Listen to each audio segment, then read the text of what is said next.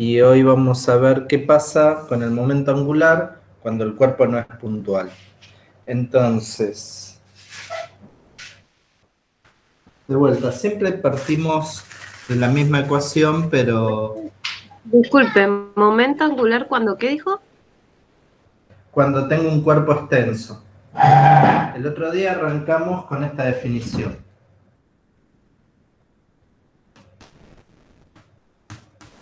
¿no?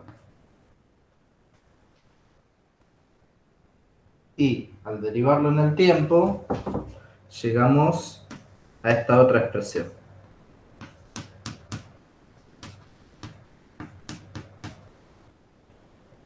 Y dijimos que esto era el torque.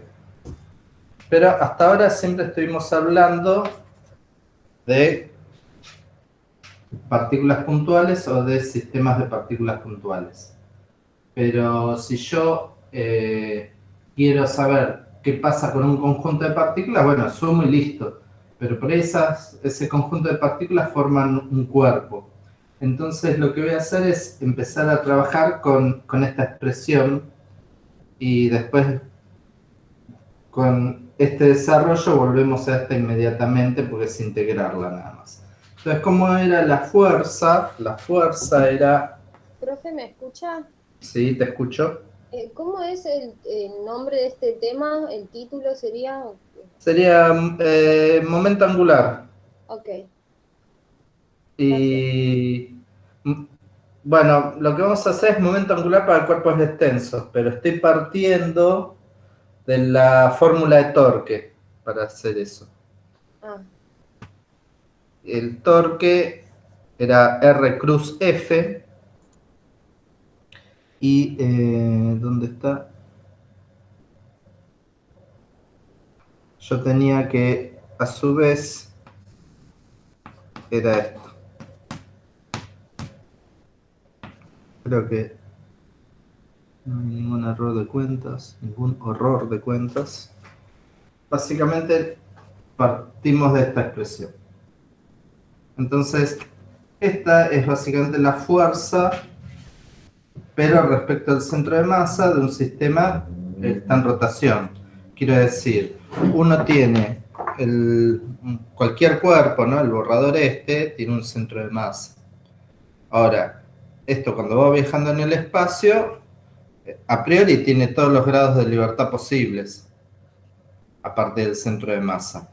Entonces, pero como este es un cuerpo aproximadamente rígido, la distancia a cada punto respecto del centro de masa es la misma. Entonces todos van a tener la misma velocidad angular o eventualmente va a tener la misma aceleración angular. Entonces yo lo puedo escribir así. Con esto habíamos, creo, terminado la clase pasada. No, profe, la ¿es clase R pasada no, sub la L? anterior. R sub que no veo. Si quieren el R sub I lo voy a borrar por ahora. Va a ser para una sola partícula y después lo hacemos para muchas. ¿Vamos bien hasta acá?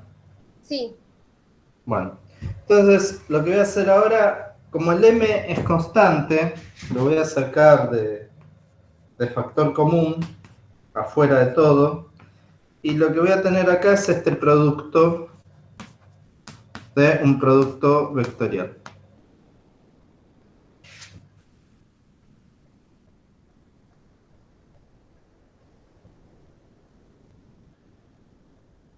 Entonces ahora, por un rato, voy a trabajar solo con esto. Voy a operar algebraicamente solo sobre esta identidad matemática.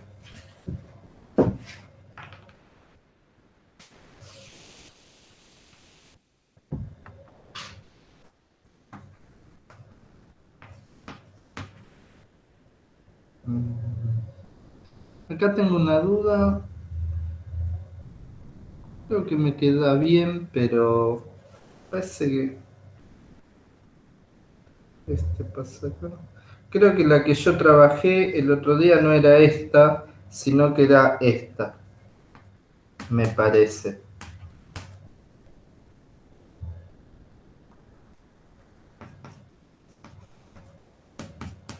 Pero esto es igual a esto.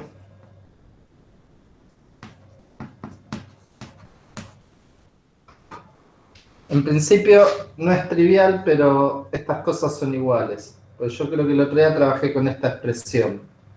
Pero esta expresión es igual a esta. Así que yo voy a trabajar con esta, porque es con la que hice todo el desarrollo hoy. Hay una cosa que se llama identidad cíclica. Y se puede probar que a pesar que esto parece que cambió de signo, esto a su vez puede cambiar de signo y son iguales. No lo estoy demostrando ahora. Y permítanme que ahora el que me está reclamando es el otro gato. Lo saco para que no me pille ni haga caca dentro de casa y voy a trabajar esta expresión.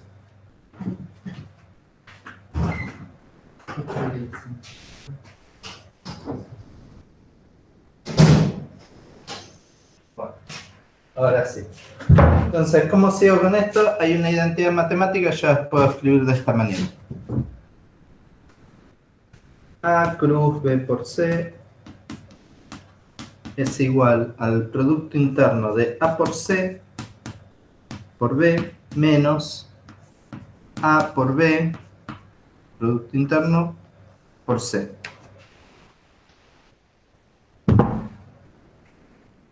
Entonces, fíjense que esta expresión, esta identidad, que uno puede buscar en Wikipedia o en un manual de matemática, formalmente es igual a esta.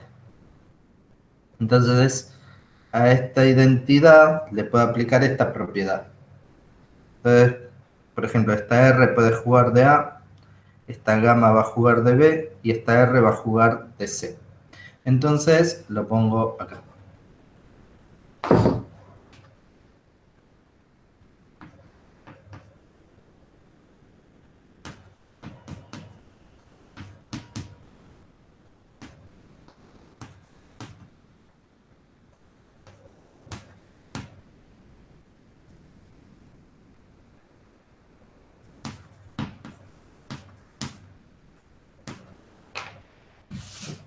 Me queda así. ¿Sí? O sea, esto que dice acá, bueno, justo no me entra todo en el pizarrón, ahí. Estas expresiones son formalmente iguales.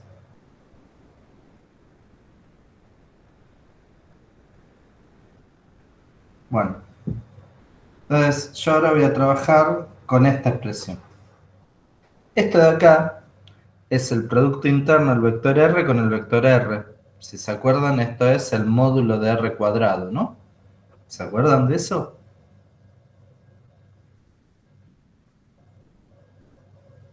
Sí, profe. Sí, porque es Rx por Rx, Rx cuadrado, más Ri por Ri, Ri cuadrado, más Rz por Rz, Rz cuadrado.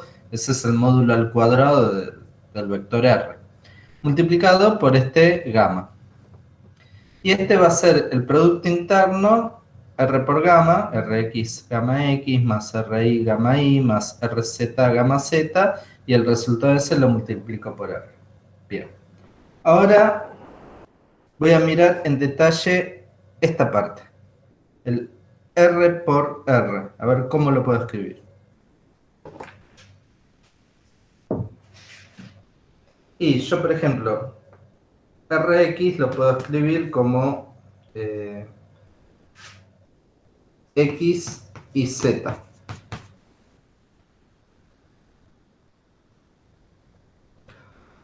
Pero yo quiero llevarlo de una forma más compacta, entonces lo voy a escribir así, como X1, X2 y X3. ¿Está bien hasta acá? No, lo único que hice fue cambiarle el nombre a las componentes. Y yo esto lo puedo escribir como, de manera como suma algebraica.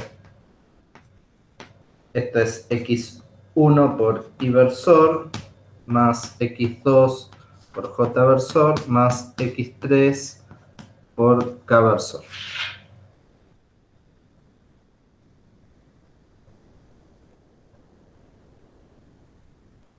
Entonces, esto lo puedo escribir como si fuera una sumatoria. Como sé que, en definitiva, yo puedo escribirlo así. A ver. R, ¿cómo fue que lo puedo escribir así? Como la suma desde i igual a 1 hasta 3 de xi por el versor 1, 2 y 3. No, esto es una i.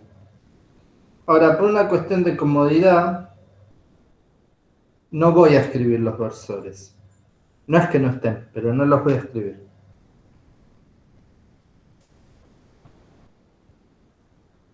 Y yo lo que tengo acá es R por R. Entonces ahora quiero hacer la multiplicación de los dos vectores.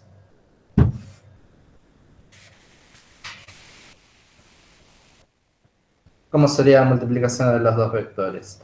Y se los hago primero, como están acostumbrados.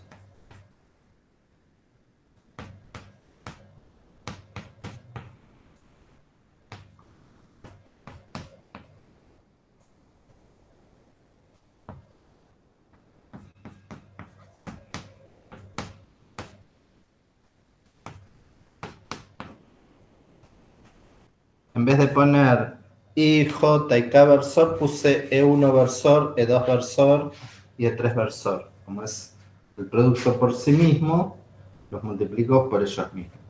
Entonces hago x1 por x1. Como estos dos son el mismo versor, me queda x1 al cuadrado. Después hago x1 por x2, pero como E1 y E2 son perpendiculares, da 0, ¿no? Después hago x1 por este de acá, me queda x1, x3, por el versor 1, por el versor 3, como son perpendiculares, se van. ¿Vamos bien hasta ahora? Sí. ¿Sí? Es un sí serio. ¿Se entiende? Sí, sí, se entiende. Bueno, después hago lo mismo con x2. x2 por el versor 2 lo multiplico con x1 al versor 1, pero e2 y e1 son perpendiculares, da 0. Después hago este con este, me queda x2 al cuadrado y la multiplicación de un mismo versor por sí mismo es 1. Después x2 por este tiene que dar 0 y lo mismo con el que sigue. Entonces obtengo lo que yo sé, componente x con componente x, componente y con componente y, componente z con componente z. ¿Sí?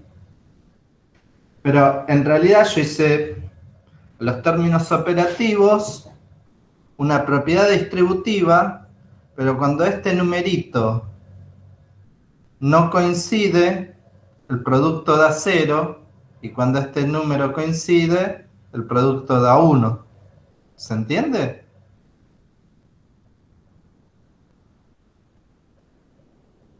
Digo, cuando dice x1 con x1 me quedó x1 al cuadrado. Pero cuando dice x1 con x2, 1 es distinto de 2. O sea que estoy multiplicando con versores distintos, da 0. ¿Se entiende? Sí, profe. Bueno, entonces lo voy a reescribir de otra manera en términos de esa sumatoria. El primer R lo voy a poner como suma desde I o desde J igual 1 hasta 3 del XJ. Y al otro lo voy a escribir como suma desde L igual a 1 hasta 3 por XL. Para no confundirme le pongo nombres distintos. Pero es un índice mudo, ¿no? O sea, esto fue básicamente x1 más x2 más x3. Y esto es x1 más x2 más x3 con sus versores. Pero si yo acá no agrego nada más, acá no se me hacen ceros cuando son distintos estos dos. Entonces tengo que multiplicarlos por una herramienta matemática que se llama la delta de Kronecker.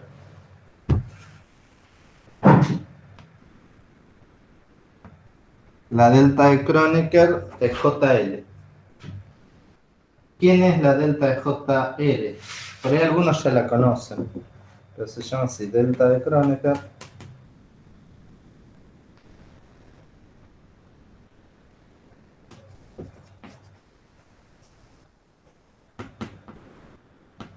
Y es un aparatito que cuando los dos subíndices son iguales, da 1. Y cuando los dos subíndices son distintos, bueno, en este caso era J, da 0. Esperen que lo estoy escribiendo bien. Quizás ya en matemática lo vieron este aparatito. Pero si no se los presento. Esta es la delta griega, pero se llama delta de Kronecker, que depende de dos subíndices, J y L.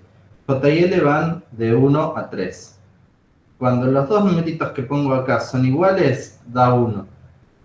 Y cuando son distintos, da 0. Ese delta IJ o ese delta JL es cuando decíamos, versor 1 con versor 1 da 1. Versor 1 con versor 2 da 0. Versor 1 con versor 3 da 0. Versor 2 con versor 2. ¿Se acuerdan la distributiva que tenía acá que borré? Sí, profe. Bueno, entonces, expresándolo así, estoy haciendo el producto interno como ustedes ya lo conocían. En realidad, matemáticamente se expresa así.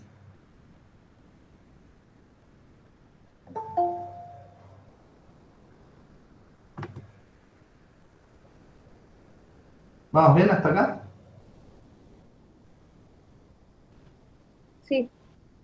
Bueno, entonces, ¿este de dónde venía? Venía de este de acá, de este término. Entonces ahora lo voy a completar, lo voy a multiplicar por el gamma. Entonces, esto es un número y esto es un vector. Un número por un vector me tiene que dar un vector.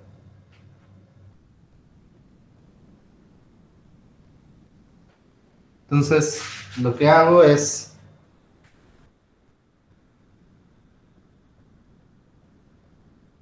O sea, lo que yo tengo es esto.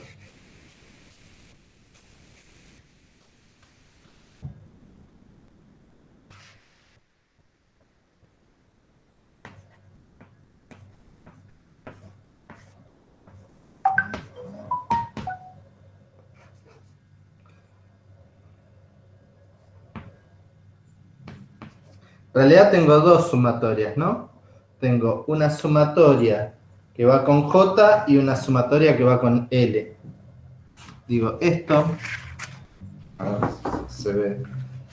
Esto lo tengo escrito acá. No sé si se ve.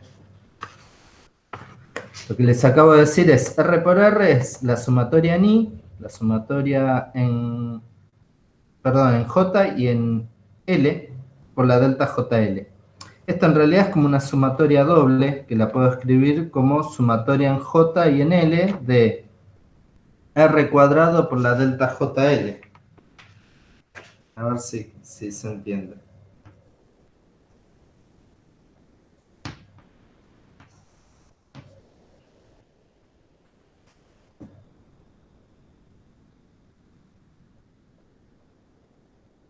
Todavía no se entiende, me imagino. Vamos a hacerlo a la antigua para que lo visualicen.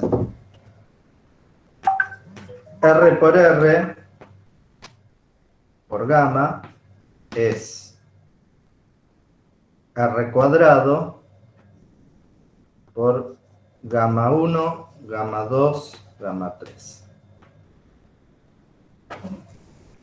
Este producto daba el módulo cuadrado. O sea, cuando terminen de hacer toda esa sumatoria, les va a quedar módulo R cuadrado. Ahora, cuando lo multiplico por este vector, es R por la componente X, R por la componente Y, R por la componente Z. Entonces, ¿cuándo va a ser así? Y la componente X es cuando tenga J igual a 1, L igual a 1. Entonces este vale R cuadrado con el gamma 1. Más R cuadrado con el 2 que es 1, me da con el 2. Y R cuadrado con el 3 con el gamma 3. Estas dos cosas son esencialmente iguales. Solo que acá no estoy escribiendo el versor, pero el versor está.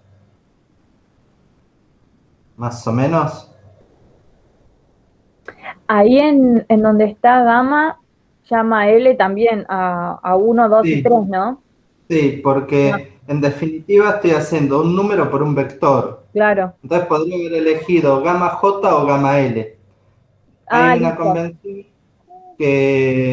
que si pones J y L, bueno, el L lo asocias con el vector que multiplica a la izquierda, a la derecha. Sí, sí, ahí está, gracias. ¿Sí? Bueno, ahí ya escribí esta primera parte. Esta primera parte, como una sumatoria, se puede escribir así. En realidad una sumatoria doble. Ahora tengo que ver cómo escribir este de acá.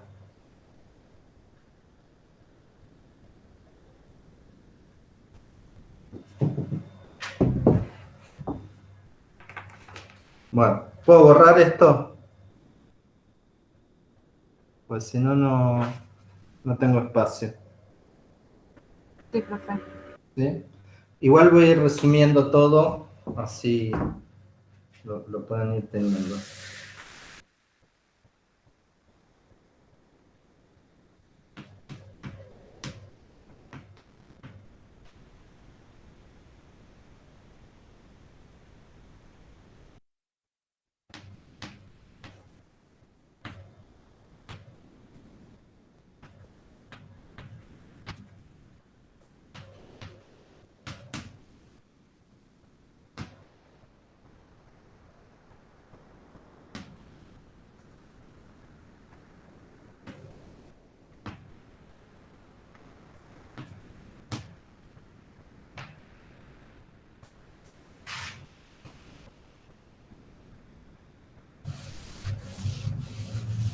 Bueno, hasta ahora todo lo que hice fue esto, ¿no?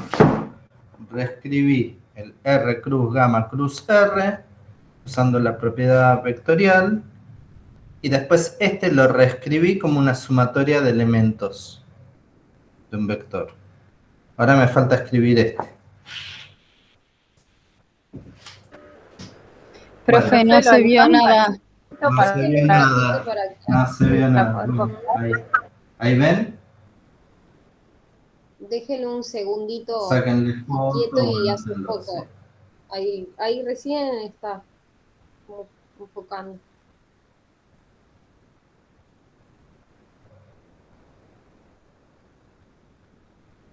¿Sigo? Un segundo. Ya pasó el segundo. 2 segundos, listo. Bueno, ¿listo? ¿Sigo? No soy una tortuga ninja. Me recuerdo de No. escribir otra vez. Esta expresión es larga, está bien. Listo, profe. Listo. Bueno, vamos a ver cómo es R gamma. O sea, estoy ahora en este de acá. R Producto Interno Gamma.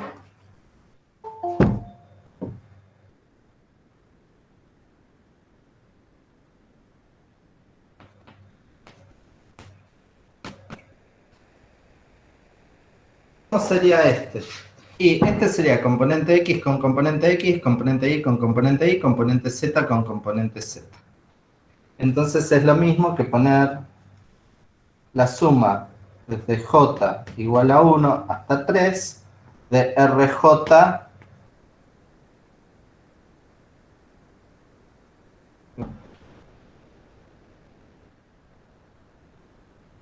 Y esto me da un escalar. A este personaje ahora lo tengo que multiplicar por este R.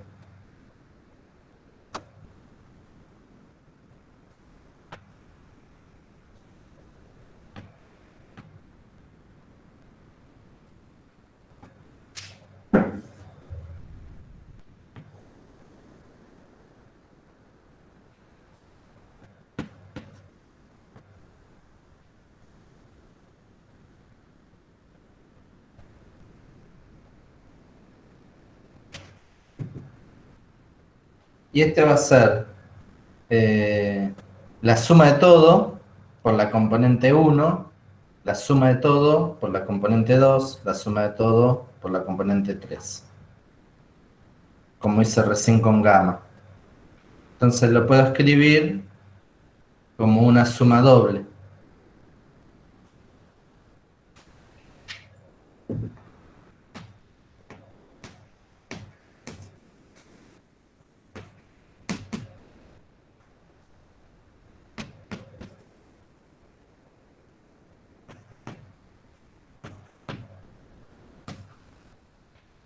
Y acá no hay deltas porque estoy multiplicando todos contra todos. No vamos a tener el problema de antes. Esto, por ahí, cuando lo ven por primera vez, no se entiende mucho. Entonces, lo que les conviene es a estas expresiones desarrollarlas. Ver la sumatoria y ver como si estos fueran vectores y ver si quedan iguales. Este fue más fácil, queda ahí. Profe, en el segundo renglón del pizarrón, vio que la sumatoria de JL, R al cuadrado, el delta. Lo último es un menos y la continuación Sí, de porque abajo. me falta escribir este ahora. Ahí lo escribo. Y ahí va J, L de RJ, gamma J, RL. ¿Puedo borrar este renglón? Este acá al medio, ¿lo puedo borrar? Sí, Sí. Entonces, ahí está, ahí te completé lo que venía después del menos. ajá. Que era hacer esto de acá, que no sé si llegaron a copiarlo. O sea, es como que me hizo un cálculo auxiliar y después voy completando la expresión, que es esta. Ajá. Entonces, partimos de R producto cruz gamma por R, producto cruz, es igual a esta identidad. Y esta identidad la puedo reescribir como una sumatoria doble. En los índices J y L. Este 3 está de más, ¿eh? Ahí. Ahora, fíjense que esto tiene en común la sumatoria. O sea que puedo expresarlo todo como una sola sumatoria, ¿no?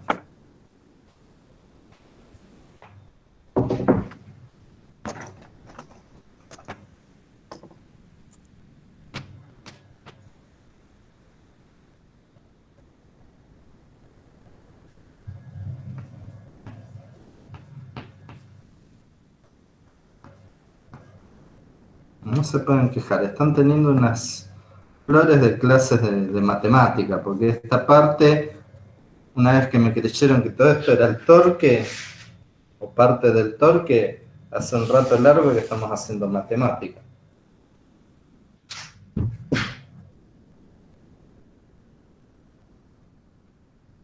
¿Sí?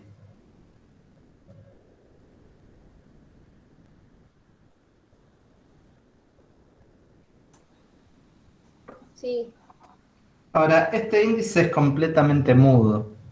Yo podría haber puesto JJL o LLJ y me va a dar lo mismo.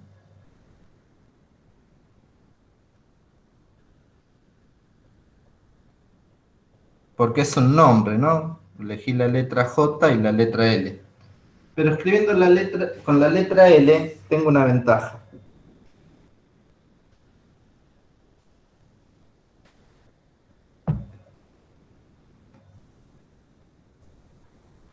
Y no estoy metiendo la pata. Gamma L me queda de factor común. Perdón, no entendí. ¿Qué hizo? ¿Viste que acá dice RJ, gamma J y RL? Sí, En vez de este llamarlo J, lo llamé L, y este en vez sí. de L lo llamé J. Ah, cambió los índices nada más. Cambiar el nombre de los índices. Claro. No afecta eso. O sea, si cambias acá los índices, el resultado te va a dar exactamente lo mismo. Claro, Pero porque igual los índices están en el mismo rango. claro. No. Pero escrito así, el gamma L lo puedo sacar de factor común. Y ¿Por eso, qué? y porque acá dice gamma L y acá dice gamma L. Ah, ahí está. Yo no lo había visto, ya está, ya está.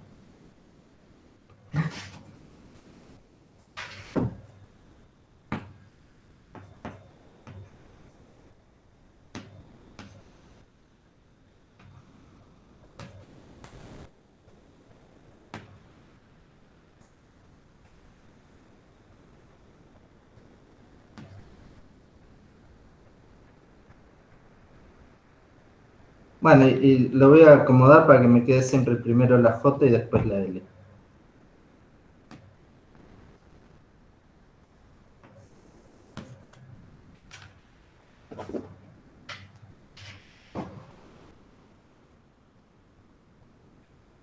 Sí, saqué factor gamma L, pero en vez de escribir RL, RJ, escribí RJ, RL. Ah, es una pavada. No, no hice nada del otro mundo. ¿Vamos bien hasta acá?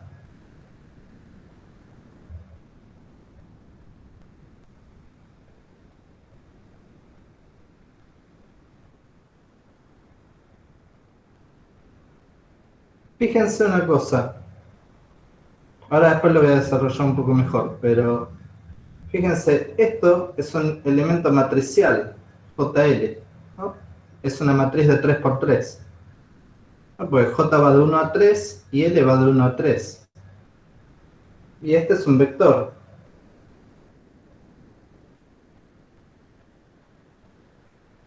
¿Lo ven?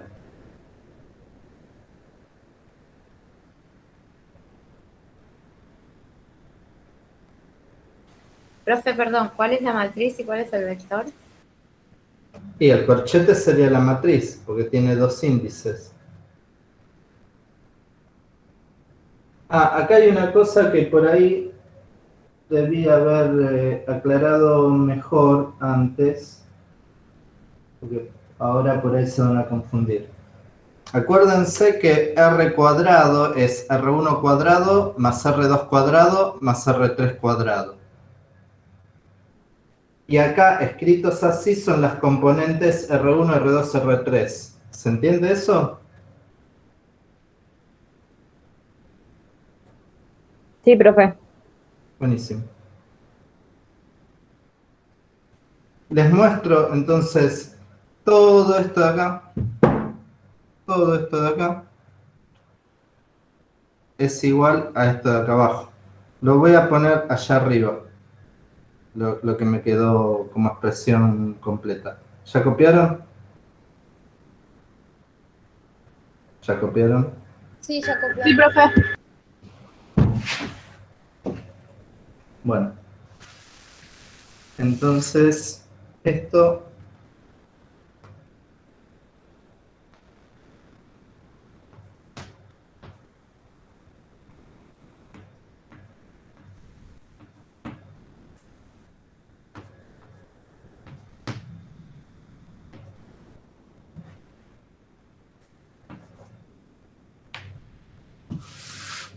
esto escrito de esta manera está escrito de manera matricial. ¿Por qué? Porque el corchete tiene dos índices que van de 1 a 3. Es una matriz de 3 por 3. Y este de acá es componente 1, componente 2, componente 3. Es un vector de 3 por 1.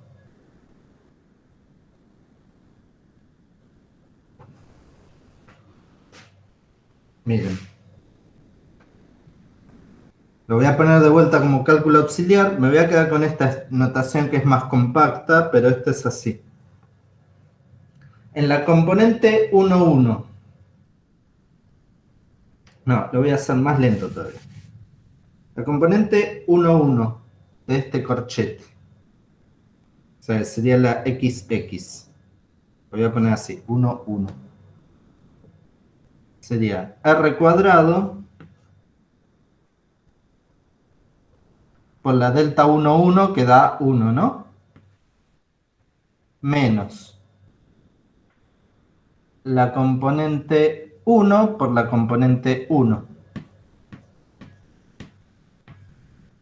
¿Vamos bien hasta acá?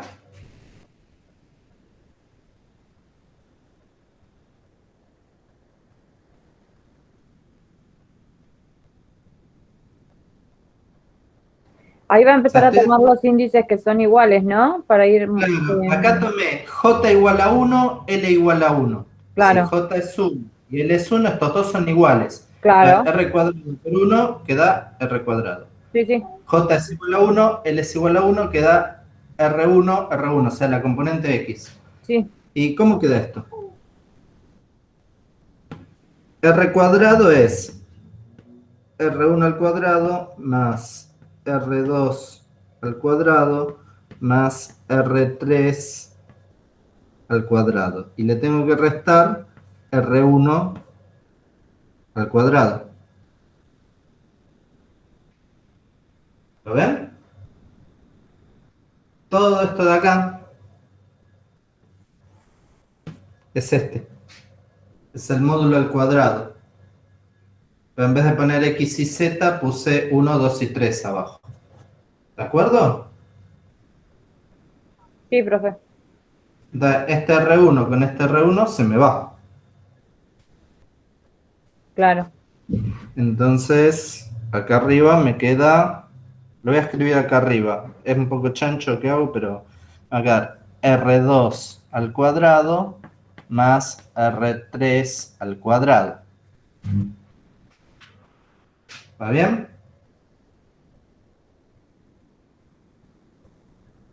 ¿Se Sí, entendió? Bueno. Ahora, en vez de J igual a 1, L igual a 1, pongo, no sé, J igual a 2, L igual a 2. J igual a 2, L igual a 2. Si estos dos son iguales, da 1. Entonces me queda R cuadrado.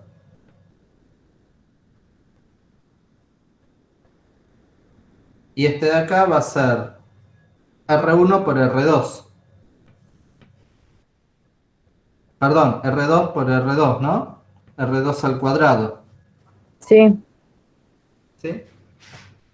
Pero este era R1 al cuadrado más R2 al cuadrado más R3 al cuadrado. Entonces el R2 con el R2 se me va y me queda R1 al cuadrado más R3 al cuadrado. ¿Se entendió cómo lo hice?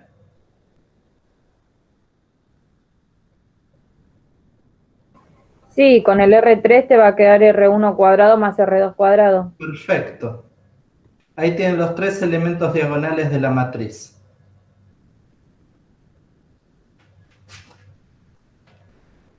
¿Puedo borrar esto?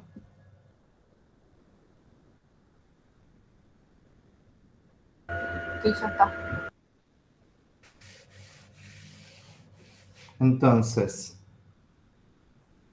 el elemento 1, 1 da R2 al cuadrado más R3 al cuadrado. El otro va a dar R1 al cuadrado más R3 al cuadrado. Y el último va a dar R2 al cuadrado más R3 al cuadrado. ¿Y qué van en los otros? Bueno, a ver. Se está manchando feo, porque justo se mojó el borrador. R2 cuadrado más R3 cuadrado. El último, profe. Pongo esto para no confundirme. Ahora quiero el elemento 1, 2 de la matriz, el que va acá. Yo tengo una regla mnemotécnica, pero nunca me acuerdo cuál es la fila y la columna. Me la enseñó un amigo cuando estudiábamos. Phil Collins. No sé si saben quién es Phil Collins. Cuando yo estudiaba era un cantante famoso de rock inglés. No era un viejo choto, pero sí. ¿Ese que tocaba el piano, profe? Claro. De anteojito. Sí, el pelado. Sí. No es Elton John, ¿eh? No. Ah, yo me lo confundo con ese. No, Elton John era solista. Ahí se me fue el nombre de la banda en la que estaba Phil Collins. Genesis. El baterista de Genesis era. Pero después tocaba el piano, toca de todo. El último no está. Phil Collins. Entonces, fila 2, fila 1, columna 2. Fila 1, columna 2. Si los coeficientes acá son distintos, ¿cuánto da este? 0. 0. Pero este no. Este queda menos R1, R2. Cuando la columna sea 1 y la fila 3, perdón, y la fila 1, columna 3, este vuelve a dar 0, pero este no. En todos los casos que quedan, ¿no? Me va a quedar 0 en la primera parte. Claro. Y esto es una matriz simétrica. Entonces, si esta era la 1, 2, esta es la 2, 1. Esto es 3 y este es 1. ¿Y cuál me falta? Me falta este de acá. Menos. Este es fila 2, columna 1. Y este va a ser al revés. Fila 1. Profe, ¿puede subir después un cachito del Sí, vamos. pizarrón? Que no veo la última fila. Esperen que estoy haciendo, me parece, lío. No, Sí, es después. R3, R2 ahí Acá. abajo. Acá.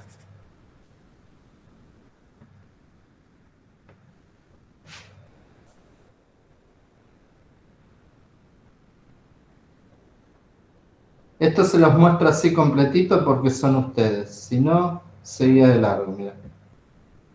Y que se arregle. Listo, gracias. Bueno, y esto les dije que el corchete es esta matriz. Y ahora falta multiplicar por el vector. Es gamma 1, gamma 2, gamma... Bueno, me salió horrible. Gamma 3. Entonces fíjense que de golpe veníamos hablando cosas de física, ya en algún momento antipáticamente les metimos derivadas integrales, y ahora le metemos matrices y vectores. Esto que escribí acá es esto, cuando uno hace la cuenta. ¿Se entiende?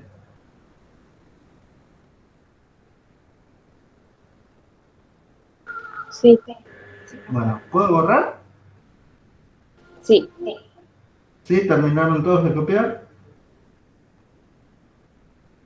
Sí, profe. Sí, profe. Bueno, entonces borro. Borro esto. Esto todavía me lo conservo.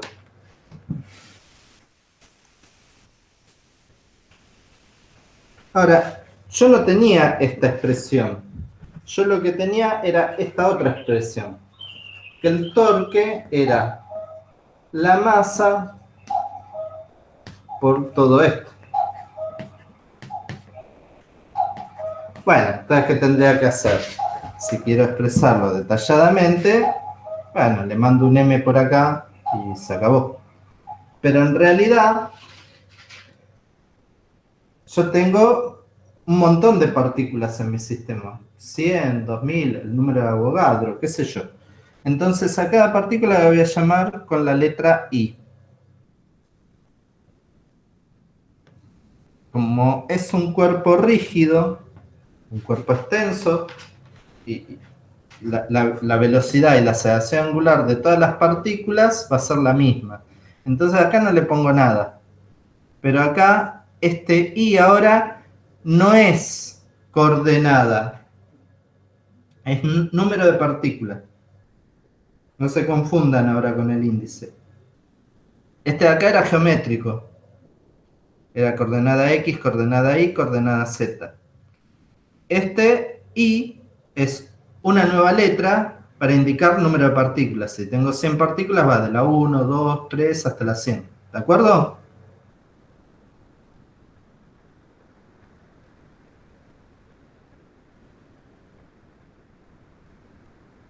¿Se murieron? Profe, espere, que yo me perdí. O sea, me quedé en la parte de la matriz cuando hicimos toda la matriz y después la Bien. multiplicamos por el gamma.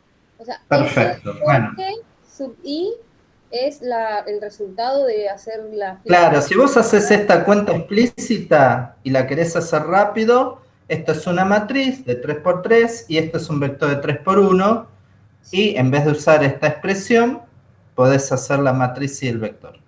¿Hasta ahí ok. habías entendido? Sí, sí. Ahora, ¿a qué venía todo este desarrollo? Y que yo había arrancado diciendo que esto era el torque.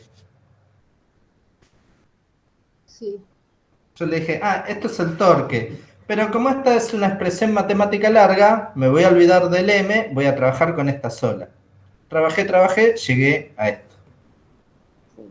Pero yo, acuérdense que está bien, esto es muy lindo, todo muy matemático, pero yo estaba haciendo física después de todo. Entonces, ahora le vuelvo a incorporar la masa. Y la masa, esto era posición y esto era aceleración. Entonces, esta masa la puedo meter acá adentro y me queda brazo de palanca, producto cruz, la fuerza respecto del centro de masa. Que era, creo, lo que le confundía un poco a Teresita al principio de la clase. Acuérdense que este R siempre es referido al centro de masa en estos casos. No es muy difícil extenderlo cuando no está en el centro de masa. Pero después les muestro la clase que viene porque puedo separar centro de masa del resto. Vamos de un paso por vez. Entonces, este era el torque. ¿Sí? ¿Estamos bien hasta acá? Sí. Bueno.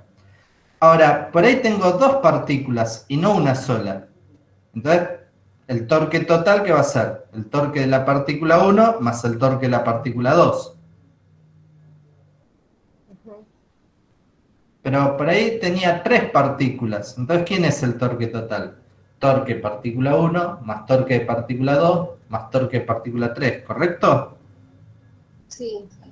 Y si tengo 20 partículas, bueno, tendré 20 términos. Ajá. Entonces, si yo lo quiero escribir como una sumatoria, puedo. Entonces, puedo decir que es la suma, el torque total, ¿no?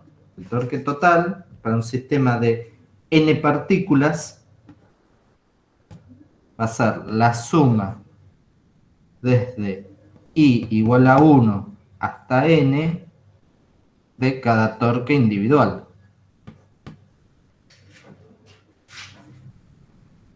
¿Va bien? Sí. Bueno, entonces, le voy a poner un i de partícula 1, un i de partícula 2, así de todos los i's. Y lo mismo para los r's, porque cada partícula tiene su masa y su posición.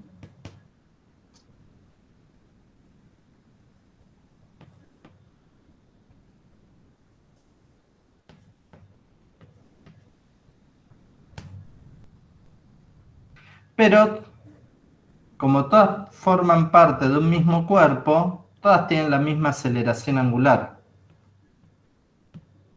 Entonces, ese es como que es un gran factor común. ¿Por qué? Porque si esta partícula, al girar esto, gira más lento que esta, dejaría de ser un cuerpo rígido, ¿se entiende? Todas tienen que girar igual. Ahora sí. Sí. Sí. ¿Sigo? Sí. Bueno, entonces, para que no nos olvidemos, I es el nombre de cada partícula.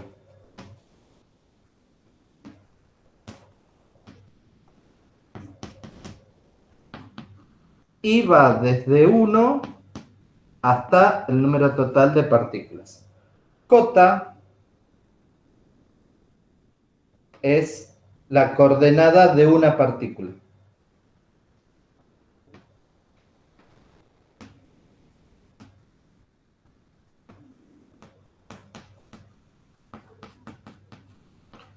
Y J puede ser 1, 2 o 3. Y L es lo mismo. L es la coordenada de otra partícula, o de la misma partícula.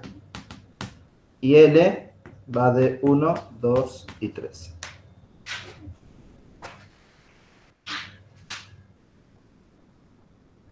¿Se lee? Sí, perfecto.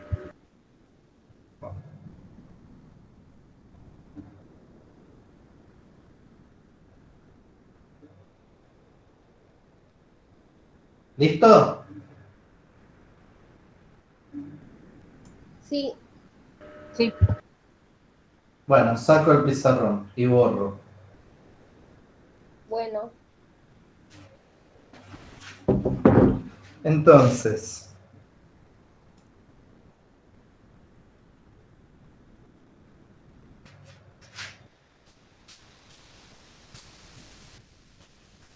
el torque total, Profe, el último renglón que decía, lo mismo que el de arriba, nada más que había una J, una L, perdón.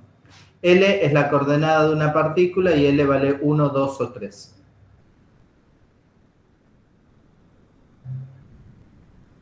¿Sí? sí, gracias. Buenísimo. Bueno, entonces dijimos que el torque total era la suma de los I torques, o de los N torques, mejor dicho. Es la suma desde I igual a 1 hasta N de MI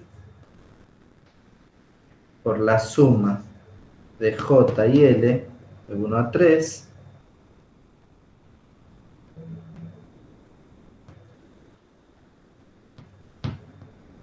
de esto. Bueno, acá se va a hacer un poco quilombo de letras, pero espero que se entienda. Ufa.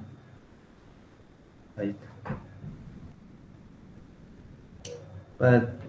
Cerca del borde del pizarrón era donde antiguamente estaba el marco, entonces patina un poquito la tiza. Entonces fíjense, es esta expresión multiplicada por m, pero está sumada según la cantidad de partículas que tenga. Entonces es la suma desde i igual a 1 hasta n de las mi partículas por los i productos vectoriales que hay acá. Entonces fíjense que ahora ya no puse r cuadrada secas, que hay uno por cada partícula. Entonces a este le puse ri. La delta no cambia, es la misma de antes. Y ahora, para no confundirme, este r lo puse entre paréntesis para la partícula i, pero es la coordenada j, sigue siendo la coordenada j de antes. Y este va a ser el r, la partícula i, para la otra coordenada l.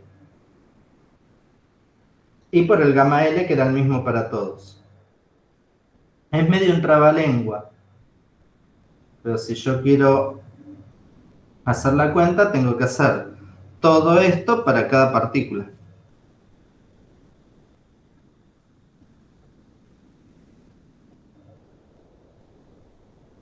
¿Me siguieron hasta acá? Sí, profe.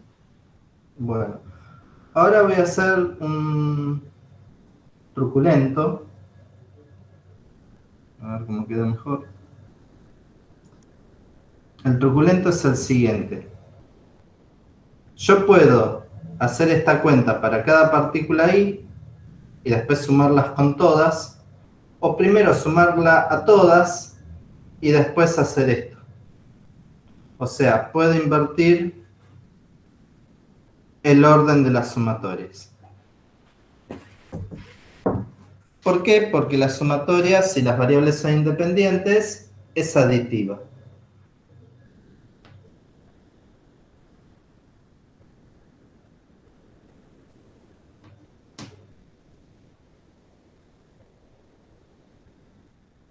No quiero hacer lío, por eso estoy mirando mi machete.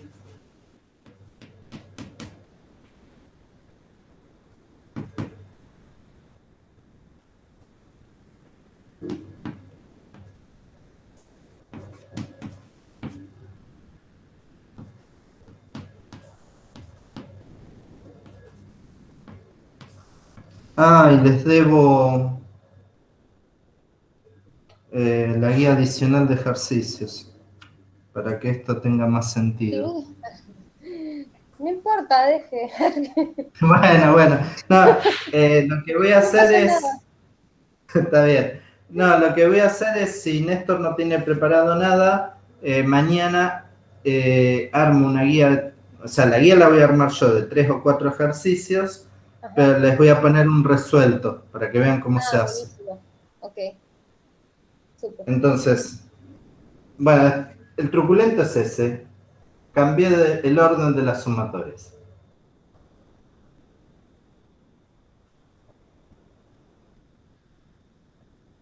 Como el gamma L es el mismo para todas, puedo sacar un gran factor común.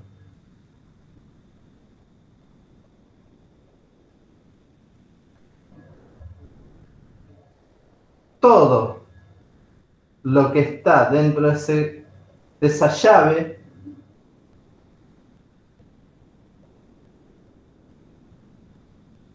tiene que ver con la forma del cuerpo.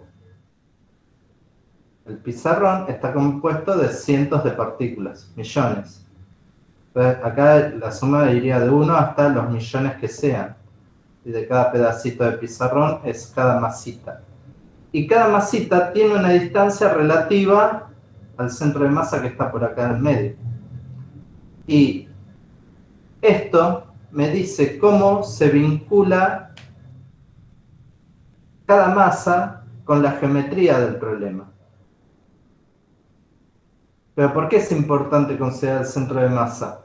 Porque está asociado a las aceleraciones y las velocidades angulares. Entonces, y eso tiene como 3 ejes de simetría. Yo al pizarrón lo puedo rotar así. Esa sería, por ejemplo, la componente Y.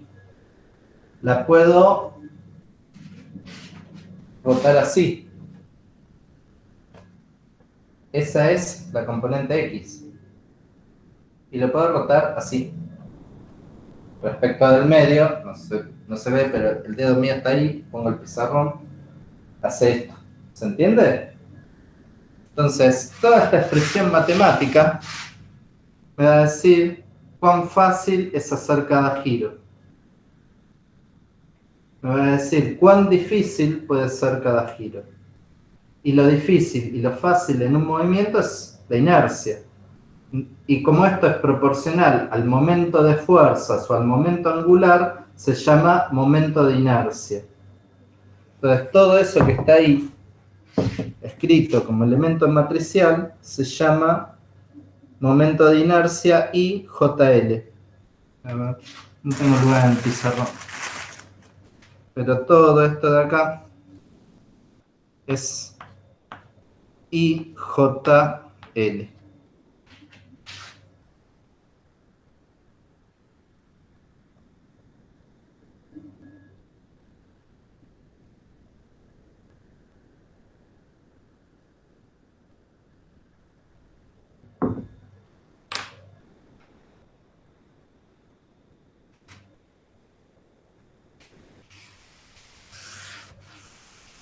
Entonces, el torque total,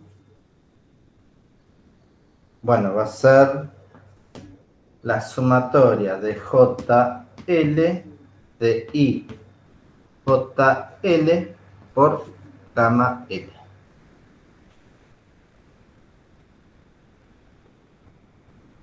Esta es la manera compacta de escribirlo.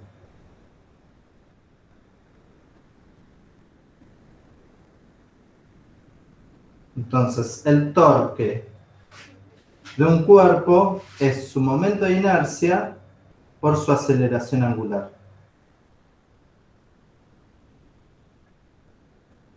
¿Vamos bien?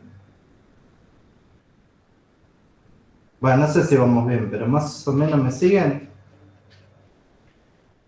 ¿El torque de qué dijo, profe, que era el momento de inercia por su aceleración angular? El torque de un cuerpo es su momento de inercia por su aceleración angular.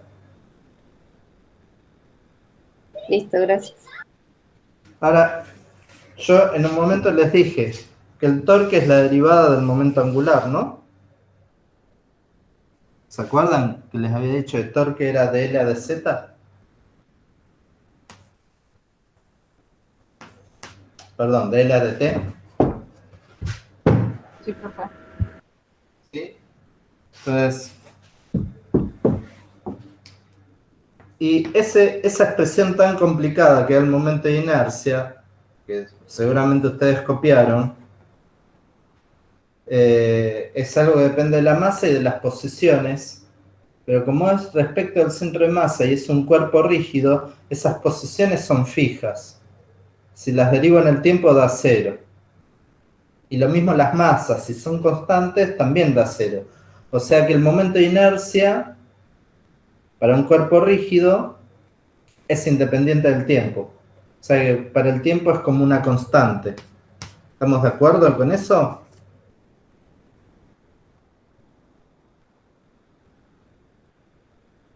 No estén atentas a lo que escribo o atentos. No, profe, Sea ¿puedo lo que- decir lo que dijo? Que es muy importante. Sí. Fíjense en lo que anotaron de momento de inercia. Momento de inercia es una sumatoria donde aparecen masas y posiciones relativas. Las masas suponemos que no varían en el tiempo. O sea que si lo derivo en el tiempo me da cero. Para el tiempo la masa es una constante, ¿de acuerdo? Sí. Y el resto del momento de inercia depende de las posiciones relativas, ¿no? Los R cuadrado por los delta y J y los RI y RJ, que son posiciones fijas. Ajá. ¿Por qué? Porque supongo que tenga el centro de masa acá. Este punto, acá, no sé, estará a 20 centímetros. Si esto yo lo doy vuelta, la posición relativa de la cruz respecto del centro de masa siempre es 20 Va a centímetros. seguir siendo lo mismo, sí. O sea que no importa cómo varía en el tiempo la posición del pizarrón, la posición relativa de la cruz respecto del centro de masa no cambia. O sea que las posiciones también respecto al centro de masa son números fijos en el tiempo. Y el momento de inercia depende de la masa y de esas distancias. Si ninguno de los dos depende del tiempo, el momento de inercia no depende del tiempo. ¿Estamos de acuerdo con eso? Sí, ahora sí, profe. Gracias. Bueno, y la aceleración angular es la derivada de la velocidad angular. ¿No? Digo, gamma es de omega de t.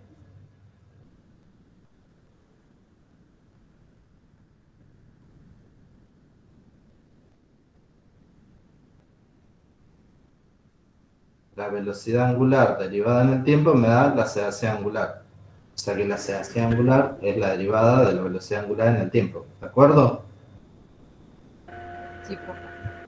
Ahora, si No. todo este bicho que acá escribí de manera muy monona, muy chiquitita, pero sabemos que todo este quilombo multiplicado por una sumatoria en m, no depende del tiempo, esto en realidad es todo derivada del tiempo, es lo mismo.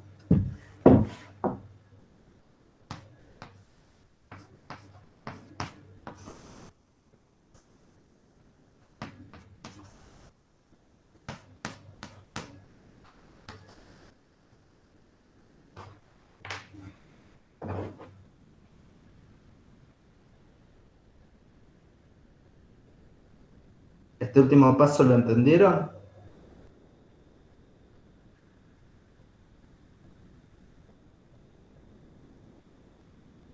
Ahí hay un omega L que la L me salió fea. ¿Se entendió cómo hice esto? Sacaste. ¿Qué saca? Ahora de vuelta, pero en castellano. Sí, es la derivada. Sí, es la derivada, ¿no? Pero hay una manera de chequear si esto está bien o mal. La derivada de la sumatoria es la sumatoria de las derivadas. Entonces acá me queda la derivada de i por la derivada de omega. Pero ahí no depende del tiempo, o sea que me queda solo la derivada de omega. ¿Está bien? Sí, profe.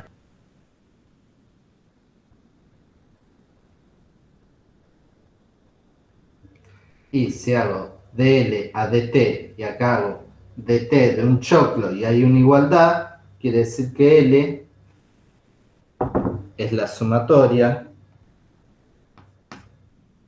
de JL de I JL por gamma L.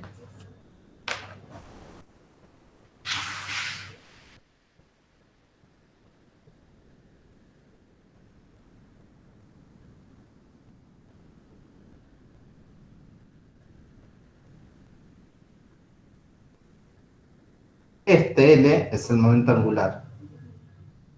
Y así se escribe el momento angular cuando tengo un cuerpo extenso. Como el momento de inercia, perdón, gamma L no, omega L. Ahora sí. Ah, ya me parecía, digo, ¿es lo mismo? No, no es lo mismo. Claro. El profesor también se equivoca, acuérdense, que me tienen que andar controlando. Sí, sí. ¿Estamos de acuerdo?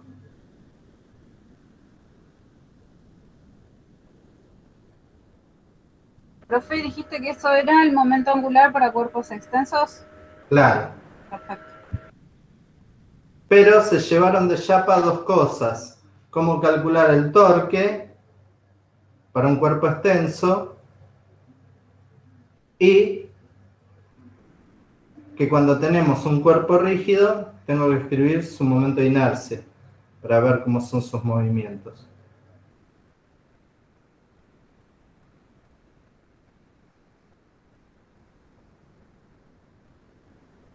¿Vamos bien hasta ahora?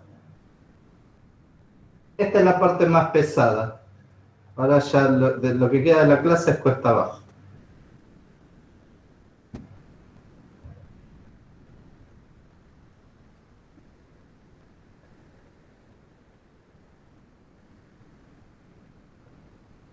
Bueno, ¿puedo sacar el pizarrón? Sí. Sí.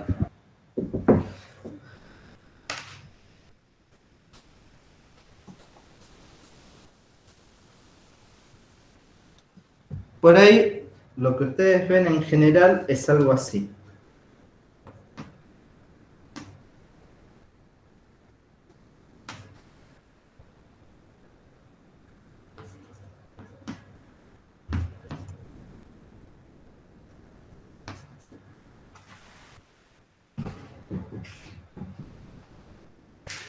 Si lo escriben así, el I sin el subíndice es porque ya están hablando de la matriz I. Y acá está la dirección de la aceleración angular. Y lo mismo acá, es la matriz I y la velocidad angular.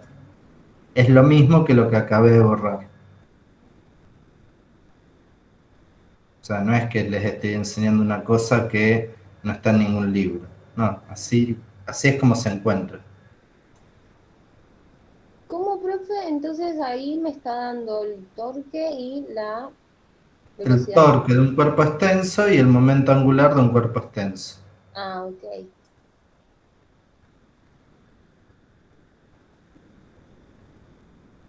Bueno. ¿Qué dijo de Vamos. los subíndices del I, profe? Nada, que yo antes les había puesto esto. Lo pongo con el L. Yo les había puesto así. Suma de JL y JL por omega L. Estas cosas son sinónimos. Son dos maneras de escribir lo mismo. Ah, listo, listo. Y lo mismo con el torque. Pero a veces en los libros de física básica lo escriben directamente así y no todo esto. ¿Está bien?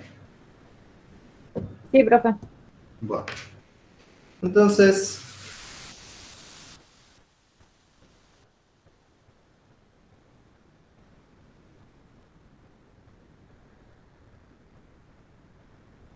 calculemos el momento de inercia de tres partículas alineadas. Y después le calculamos el momento angular. Tengo tres partículas alineadas.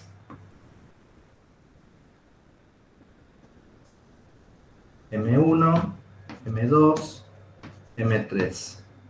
Separadas en una línea recta por distancias L1 y L2.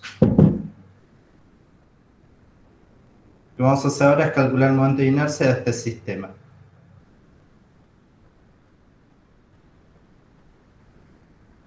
Este es un sistema unidimensional, pero recuerden que el momento de inercia es una matriz de 3×3. Pero el problema es 3D. Bueno, ¿cuál es el sistema de referencia que me conviene elegir?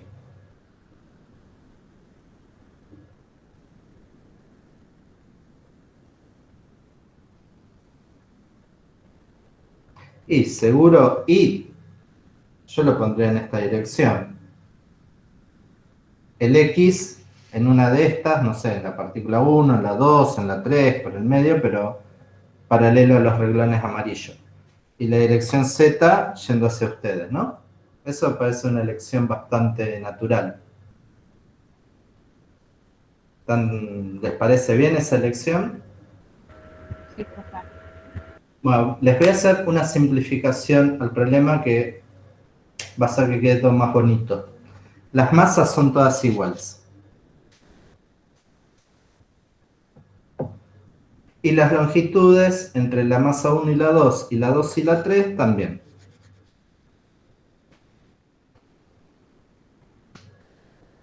Esto simplifica un montón las cosas, porque ¿dónde va a estar el centro de masa de estas tres partículas?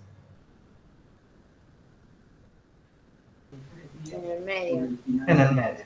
Exacto. Ahí. Y yo voy a elegir que mi sistema de referencias esté en el centro de masas.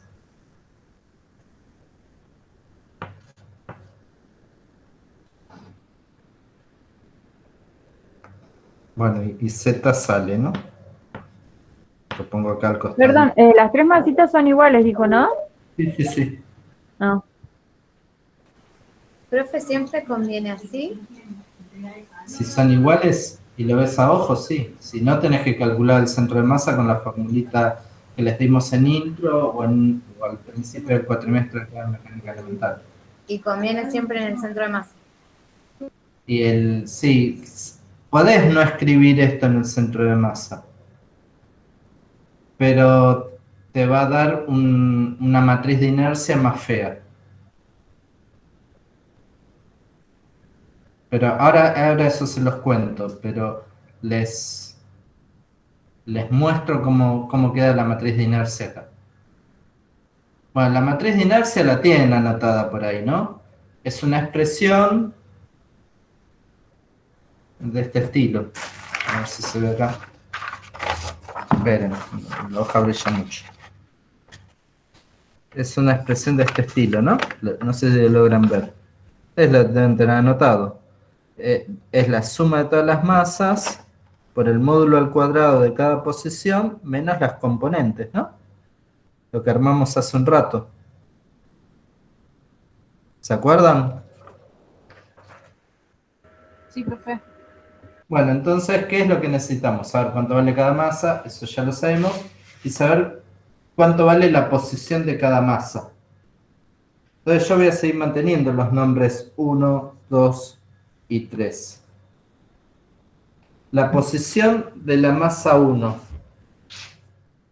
¿cuánto es?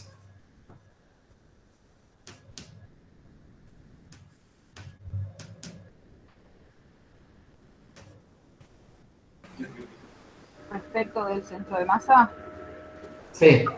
Respecto a este sistema de referencia de centro de masa. ¿Cuánto vale la posición X de 1? 0L0. Claro, 0, L, 0. La segunda, 0, 0, 0, 0. Si está en el origen de coordenada, acá. ¿Y la última? 0 menos L0. Perfecto, 0 menos L, 0. Ahí voy.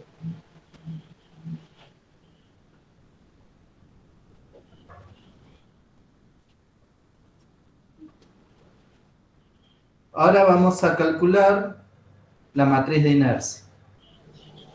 Vamos a empezar por los elementos diagonales.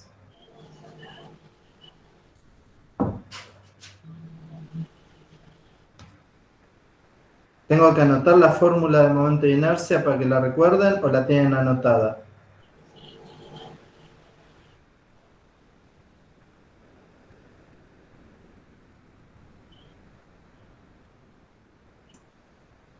Es la que vimos recién, ¿no?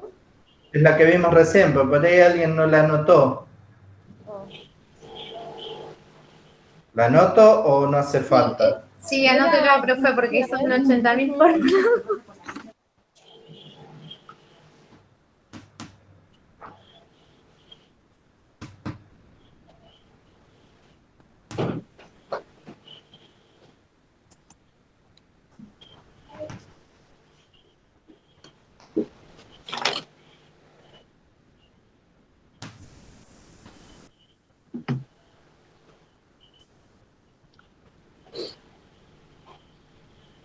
Acá se las anoté. El elemento matricial IJL es la suma desde i igual a 1 hasta el número total de partículas de cada masa por la distancia al cuadrado por la delta de Kronecker de cada partícula menos las coordenadas de cada partícula respecto del centro de masa. Acá n, ¿cuánto vale? 3. 3. Bien. Sigamos.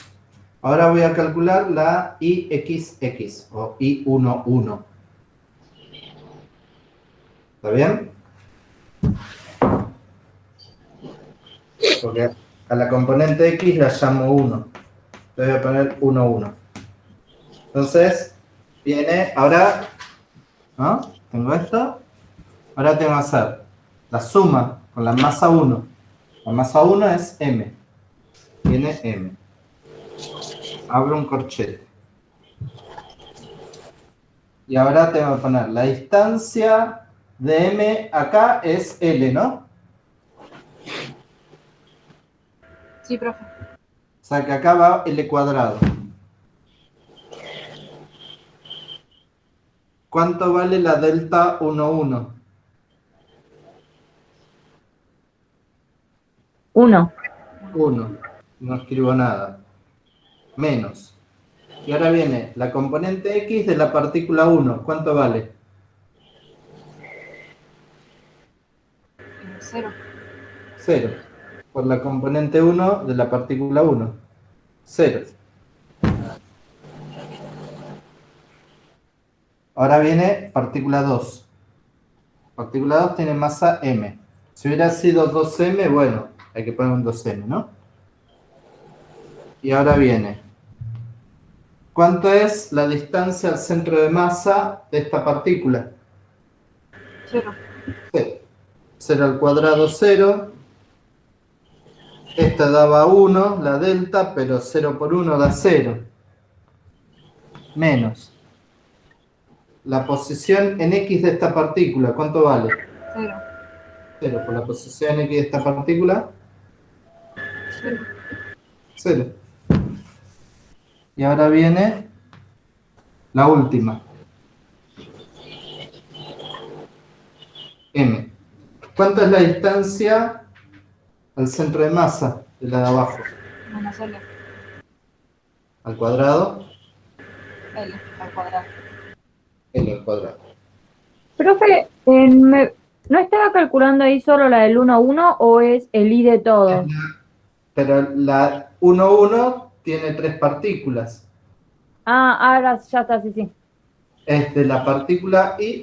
Todo este es I igual a 1. Sí, sí, me estaba confundiendo. Este de acá es I igual a 2. Y ahora estoy calculando con I igual a 3. Bueno, ya menos cuánto. Es coordenada X con coordenada X de la partícula 3. ¿Cuánto vale la coordenada X? 0, profe. 0. Así que el momento de inercia en el elemento 1, 1 de la matriz es la suma de estos 3. Pero me quedan estos dos nomás. O sea que es 2ml cuadrado.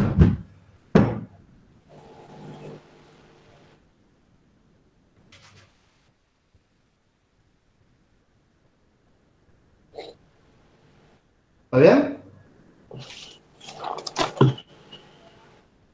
Sí. ¿Sí? ¿Seguro? Acá al costadito voy a ir escribiendo la matriz. Espero que se entienda lo que voy a hacer. porque así tengo posición, me quedo sin lugar en el pizarrón. Mi matriz I en la componente 1 es 2ml cuadrado.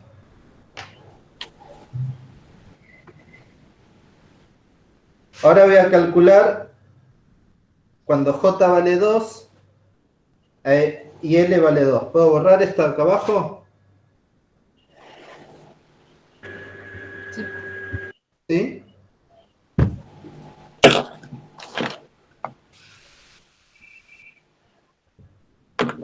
Esto es medio aburrido, pero es fácil porque es hasta que uno le toma la mano. Entonces, ahora viene el YY, que es el I22.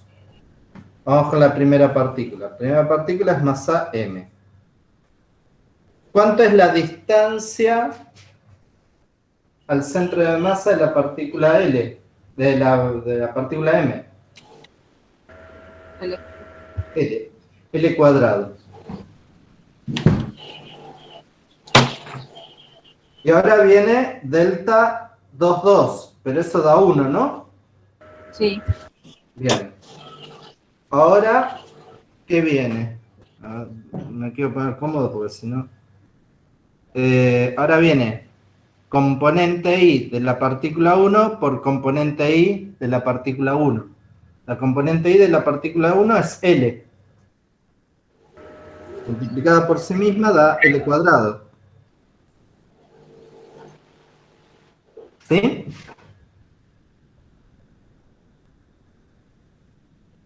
Ahí trabajé con la partícula 1.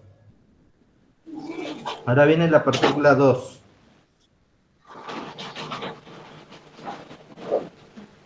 ¿Cuánto es la distancia al origen de la partícula 2? 0. 0. Al cuadrado 0. Y ahora tengo que restar la componente I de la partícula 2. Por la componente I de la partícula 2, me queda 0.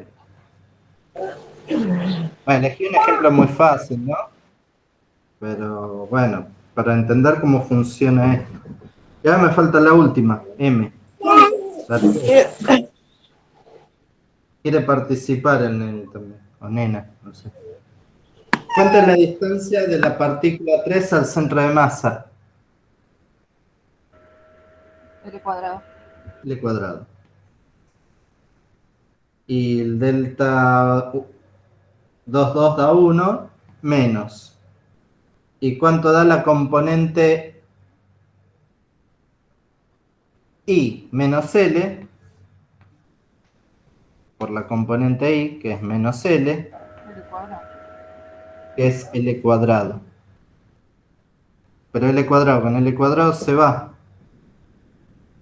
Este daba 0. Y acá tengo L cuadrado con L cuadrado, que también da 0. O sea que acá va un 0.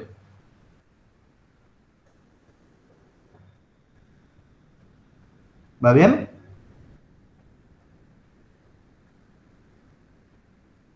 Sí, profe. ¿Sí o no? Sí. Sí, profe. Buenísimo. Bueno, sigamos. Ahora voy a hacer... ¿Puedo borrar esto acá abajo? Sí, ya está. Ya está. Ahora voy a hacer la ZZ.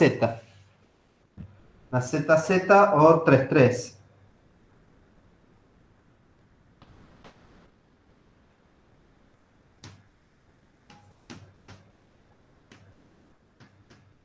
La primera partícula es M. Bueno, ahora es R cuadrado por la delta 33. Pero la delta 33 da 1. Y la distancia al cuadrado era L cuadrado. Menos. Componente Z por componente Z de partícula 1. Componente Z vale 0. Por 0 da 0. Bueno, la del medio ya sabemos que va a dar 0, ¿no? Porque es el vector 0.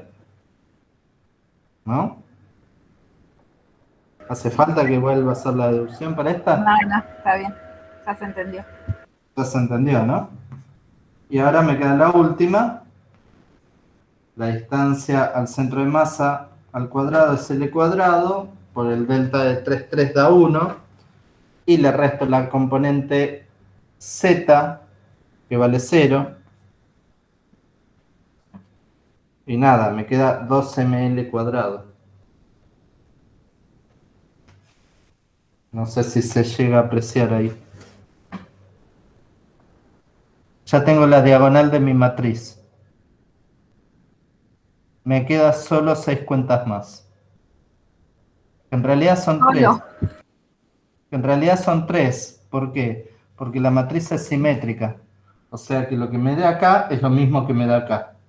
Y lo que me dé acá, lo mismo que me dé acá. No, este con este me da lo mismo, este con este me da lo mismo y este con este me da lo mismo. Entonces vamos a hacer primero cuando J valga 1 y L valga 2.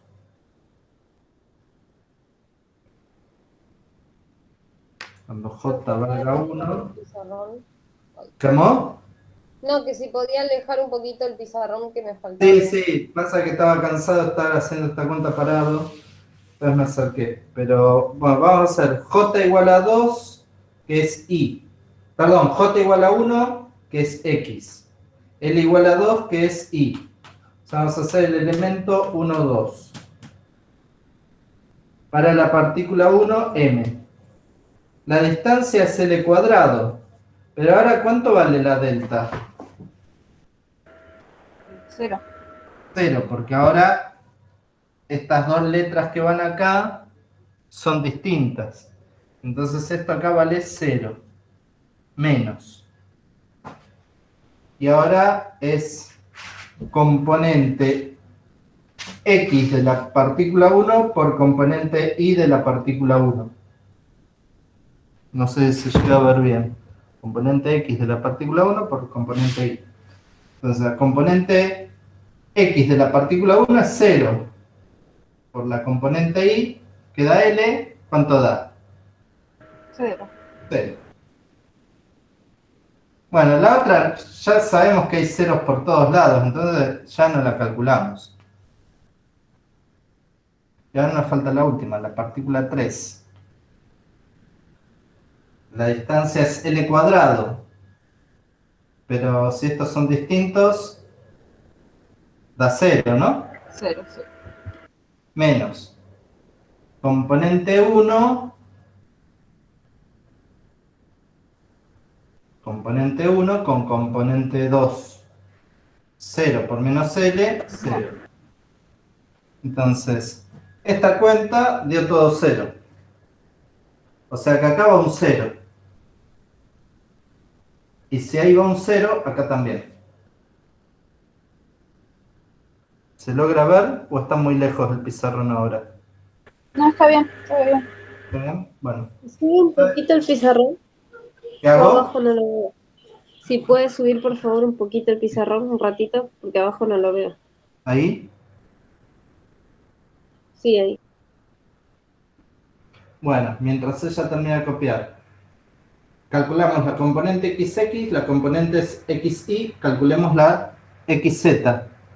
Listo. XZ es J igual a 1, L igual a 3.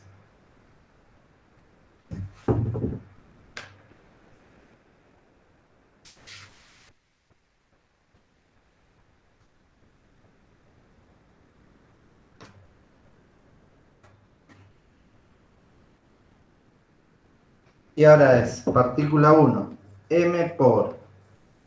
Bueno, ya sabemos que las deltas van a valer 0, ¿no? Porque estos dos son distintos. Entonces calcular esto ya no tiene sentido. Ya sabemos que da 0. Entonces miremos este. Componente X con componente Z de la partícula 1. X con Z dio 0. Por menos da 0. La segunda ya sabíamos que daba 0. Así que vamos a la tercera. A ver cuánto da. La delta da 0. Y ahora es componente X con componente Z de esta y también da 0. O sea que este elemento da 0. O sea, acá va un 0. Y si acá arriba va un 0, acá abajo también.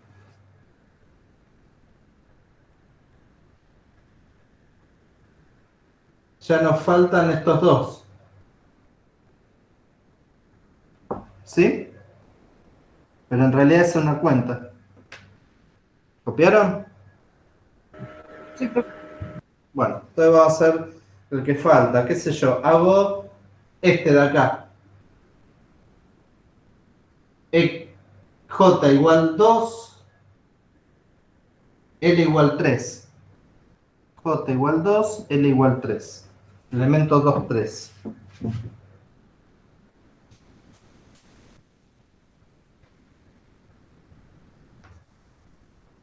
Ya sabemos que todos los que llevan delta son 0, entonces el único que nos tenemos que fijar si es 0 o no es este. Pero fíjense. Pero este también no nos va a quedar todo 0 porque justo Sí, es la posición claro, del porque 2. está todo lleno de ceros. Claro. Si acá hubiera otros números, no. Pero este por este va a dar 0, este por este va a dar 0 y este por este va a dar 0. Entonces te da 0. Te da 0. Bueno, esto porque me elegí un sistema muy fácil. Si estos no son 0, agárrense las pestañas porque hay que hacer cuentas durante 2 horas, pero va a quedar así.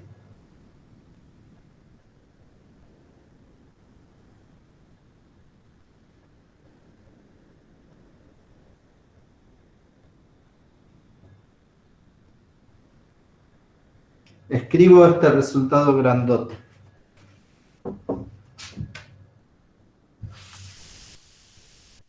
Entonces el I va a ser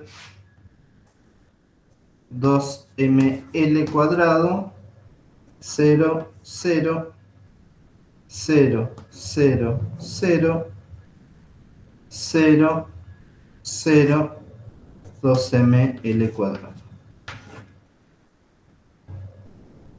¿Por qué esto queda diagonal? Porque elegí el centro de masa como sistema de referencias y porque los ejes coinciden con la simetría del sistema. Si no, da cualquier cosa. Pero si uno elige el sistema de referencia que coincida con los ejes principales de simetría, es la base que hace diagonal a mi matriz. ¿Vieron que una parte de álgebra lineal era calcular autovalores y autovectores? ¿Hicieron álgebra lineal? Sí, profe. ¿Vieron matrices? Sí, ¿Calcularon autovalores y autovectores? sí, profe. Cuando calculaban autovalores y autovectores, lo que buscaban era la matriz diagonal, buscaban el sistema de referencia que hacía diagonal a la matriz. En física, eso se llama buscarle la simetría al problema. Entonces, si yo elijo que el eje Y coincida con el eje de simetría, en ese eje el elemento diagonal es 0 y los otros dos no. Y nos dice cuánto les cuesta moverse.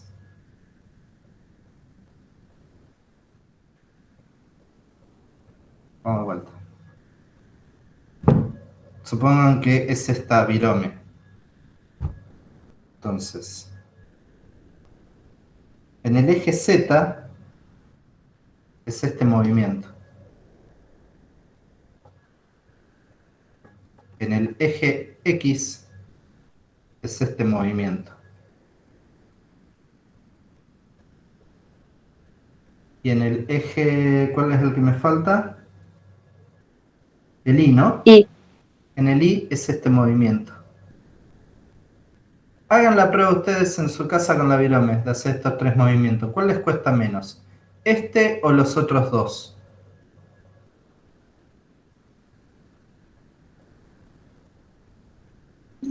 Elite. Sí, no, me parece. o sea, un giro es este, así. Mover la virome así. Que sería moverlo respecto del eje X. Siempre es perpendicular el giro. Moverlo respecto del eje Z es hacer esto. ¿Sí?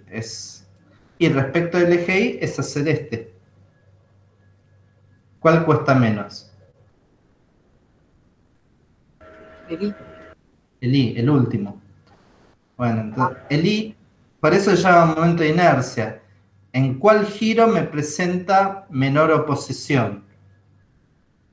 Acá, hacer este giro o este otro son iguales en cuanto a esfuerzo.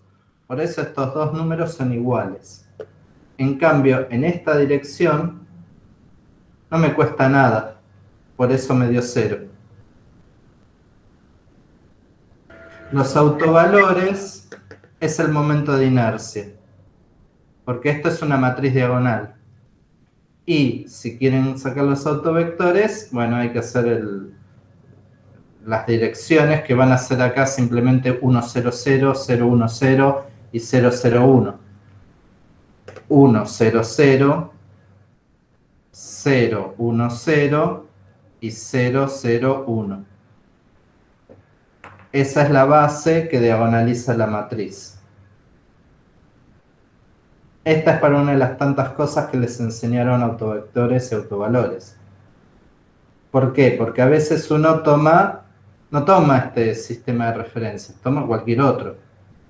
Entonces les va a dar una matriz que está llena de números en los 9 casilleros. Pero ustedes, cada cuerpo tiene un movimiento que es propio, inherente a él.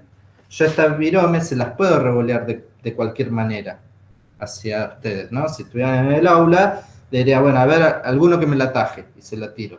Entonces la virome hace, qué sé yo, cualquier cosa. Pero va a ser una combinación lineal de 3 movimientos. De este movimiento y de este movimiento. Claro, que si yo pongo un sistema de referencia que esté parado por acá y el momento de inercia es un despelote y encima varía en el tiempo. Pero yo sé algo, que el centro de masa va a ser un tiro oblicuo. El centro de la virome, yo esto lo voy a revolear de cualquier manera, pero el centro de la virome me hace una parábola.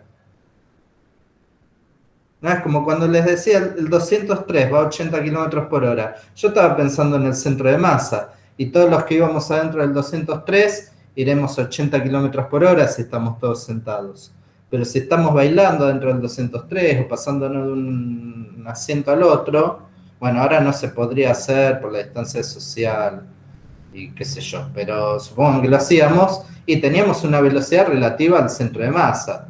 Pero todos vamos a ir esencialmente a 80 km por hora. Entonces, el centro de masa de virome es este. El centro de masa hace la parábola, ¿no? Si yo tiro así, bueno, el centro de masa va a ser esto. Pero además de tener los grados de libertad de traslación es derecha-izquierda, arriba y abajo, adelante y atrás, ¿no? X y Z. Tiene 3 grados de libertad más, los giros. Giros respecto del eje X del centro de masa, respecto del eje Y y respecto del eje Z. Los elijo como quiera. Lo único que tiene que pasar es que respeten la regla de la mano derecha. Recién el que daba 0 lo elegí como Y, pero tranquilamente podría llamar que este es Z. No pasa nada. Pero lo importante, lo que yo sé, que el momento angular de esto lo puedo descomponer en el momento angular del centro de masa, que le pasa la traslación, más los momentos angulares respecto del centro de masa. Por eso en la cuenta del otro día me gasté en decirles, este R va a ir respecto del centro de masa. Pues yo quiero ver qué le pasa a las partículas relativas al centro de masa. Porque es claro que no importa cómo revolee yo esta virome va a seguir siendo una virome. Y va a tener esta simetría, va a tener esta formita y no la va a cambiar. Entonces a mí me conviene elegir ejes que acompañen a esa simetría. En álgebra lineal, hacer eso se llama buscar la base ortonormal que diagonaliza la matriz de inercia. ¿Se entiende?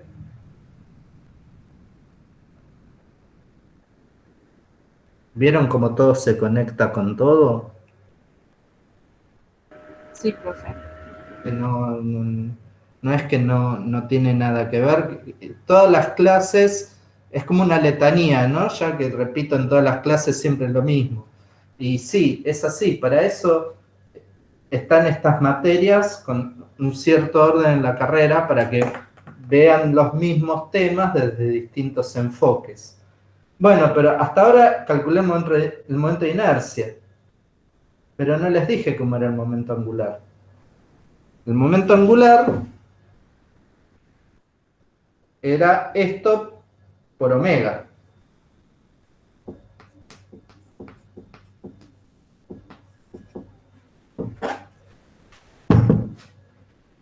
Bueno, entonces vamos a calcular el momento angular a este sistema. ¿Cómo quieren que gire estas tres barritas?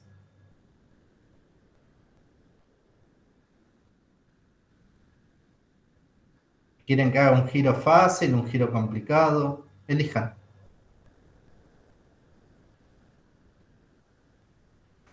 Vamos a aclararlo, porque si no me lo aclaran, yo no sé qué es respecto del centro de masa. Así que por las dudas lo vamos a aclarar. L centro de masa es I, el centro de masa por omega. Porque el momento angular depende del punto que lo calcule. Bueno, ¿cómo les gustaría que giren estas tres pelotitas? De la forma más complicada, si sabemos que los demás son más fáciles. No te escuché, perdón. Del más complicado. Y el más complicado que estén encendidos todas las componentes del momento angular. O sea, esto. Que, por ejemplo, lo más complicado es que el momento angular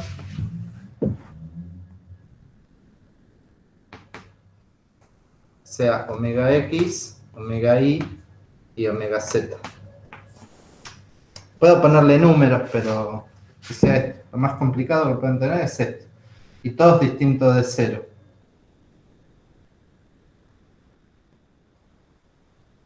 ¿Vamos bien? Bueno, entonces vamos a hacer esa cuenta. ¿Puedo borrar todo esto?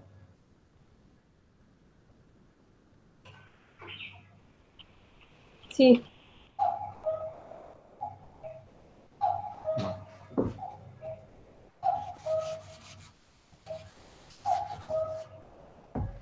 Entonces, el L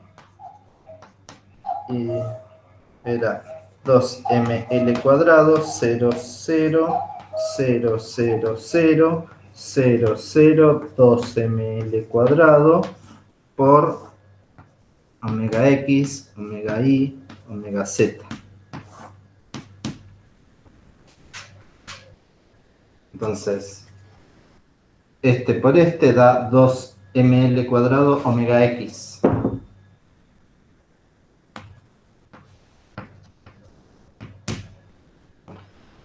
Este por este da 0.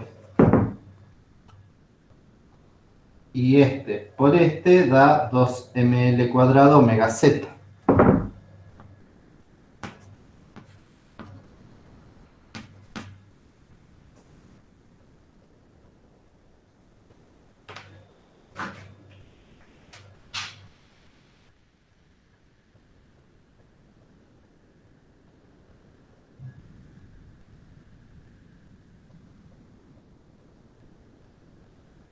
Entonces, supongan que los dos omegas serían iguales. Entonces tengo que la...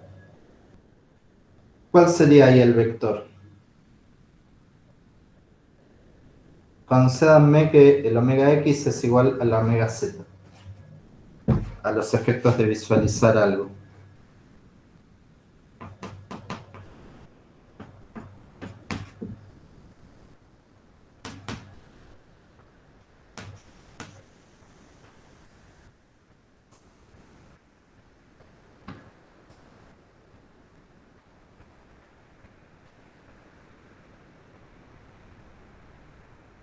¿Se entiende lo que hice?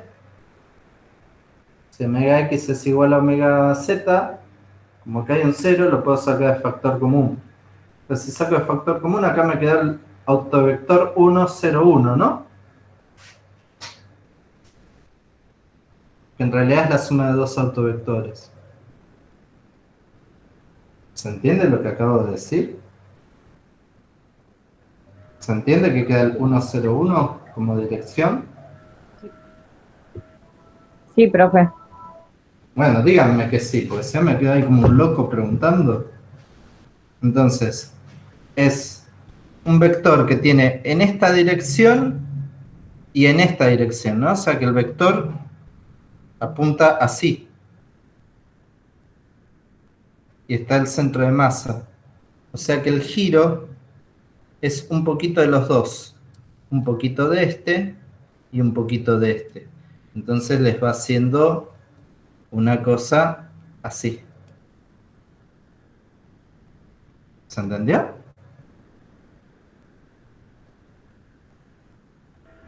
Sí, profe. Llega y te da en el ojo. Te da.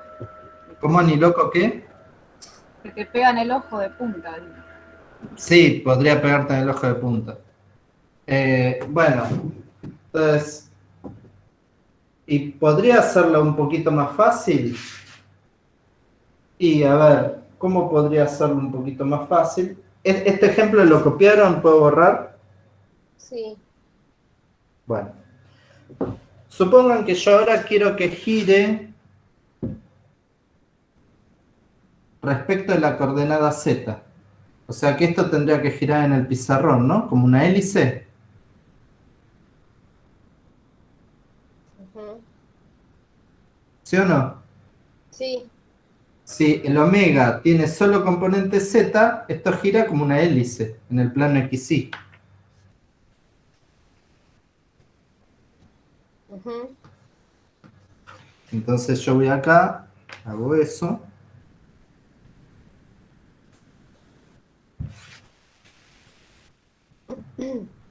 Acá me queda 0, acá me queda 0, omega. Y acá me queda 2ml cuadrado, 0, 0, 1.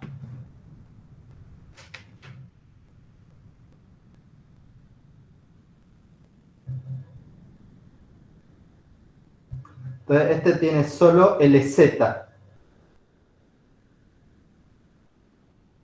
El LZ de esta configuración es 2ml cuadrado por omega. Me faltó el omega.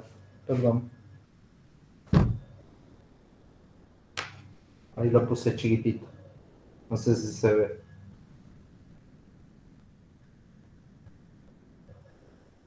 Entonces, fíjense, esta es una parte que siempre le cuento a los ingenieros cuando doy esta clase en Física 1.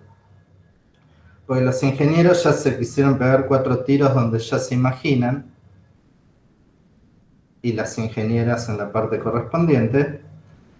Porque claro, ven esta matriz espantosa. Pero ahí el ingenio de los ingenieros es muy sabio. Ellos se buscan que todas las piezas sean de masa homogénea. ¿Por qué? Para no tener que integrar. Se buscan que sean rígidos, para que el momento de inercia no dependa del tiempo, como hicimos nosotros hoy. Pero además se buscan que los movimientos se den en un plano. Entonces, cuando eso pasa, aunque esta sea una matriz complicada, este solo tiene una componente. Y si encima le pego en la matriz diagonal, es hacer este por este. Componente Z con componente Z. Y a la lona. Entonces, para un ingeniero que se precie, va a decir, ¿cómo se mueve? ¿Cuál es el momento en Z de un disco? Ellos te van a decir, ¿para dónde apunta Z? Entonces yo les digo, bueno, en este disco.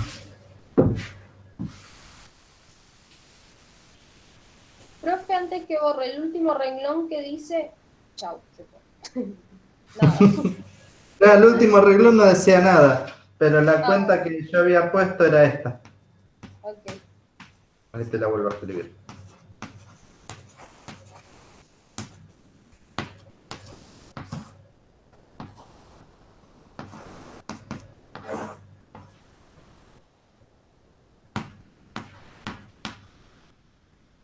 Esto fue el último que escribí. Había cosas escritas más abajo, pero era el ejemplo anterior. Ah, listo. Ok.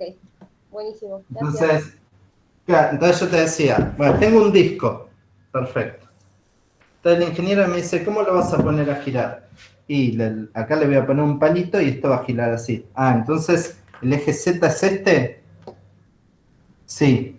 Entonces, el ángulo de giro es en omega Z, ¿no? Sí. Entonces ellos ya saben cuál es el momento de inercia en Z del disco. En Z del disco hicieron la cuenta, es 1/2 de m radio al cuadrado. ¿Cuánto me dijiste que era omega? Omega. Ah, listo. Entonces el LZ es 1/2 de m r cuadrado omega.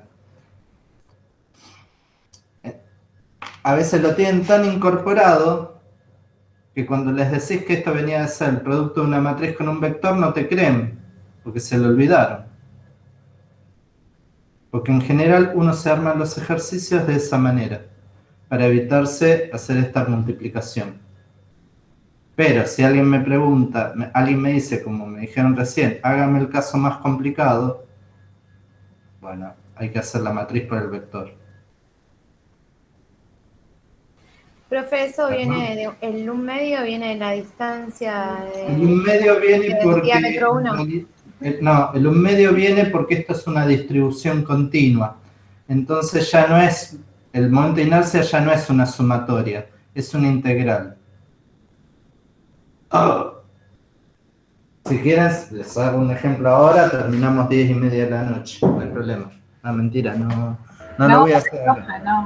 No tengo ganas. No nos va a llevar 2 horas y media, o tal vez sí, depende cuánto se acuerden de integrales, porque si ustedes tienen un disco de masa homogénea, bueno, la masa total sí es la densidad por el área. Bueno, esa es la masa total, pero vos tenés que calcular la integral del momento de inercia. Entonces tenés que hacer es toda esa cuentita que hicimos para la sumatoria, ahora además le tenés que poner una integral. Entonces, ¿y acá qué geometría me conviene? Y polares. Entonces tengo que hacer la misma sumatoria en polares, pasar las coordenadas a polares, no olvidarme del jacobiano, entonces me van a quedar todas esas cosas integrales de r cuadrado, de r de tita entre 0 y 2pi, y r entre 0 y el radio del disco. Haces toda esa cuenta para la componente z. Los ingenieros no son tontos, por eso quieren que el disco sea plano y que se mueva en el plano, porque no quieren calcular 9 momentos de inercia, porque los tienen que integrar. Entonces te calculan uno solo, el que necesitan, en Z. Entonces, bueno, haces toda la cuenta y te da eso. Está tabulado. Existe para la esfera. La esfera, en realidad tenés que calcular un único momento de inercia, porque la esfera es una matriz diagonal siempre, porque tiene mucha simetría. Y los elementos de la diagonal todos valen lo mismo. Entonces es el momento de inercia por la matriz identidad. Entonces ahí la cuenta la haces una sola vez. El momento de inercia para una esfera homogénea y rígida. Hay dos casos, la hueca y la rellena. La rellena da 2/5 de mr al cuadrado. Y la hueca no me acuerdo. O 3/5. Una da 3/5 y la otra da 2/5 de mr cuadrado. Después, para un cubo, bueno, esto no es un cubo,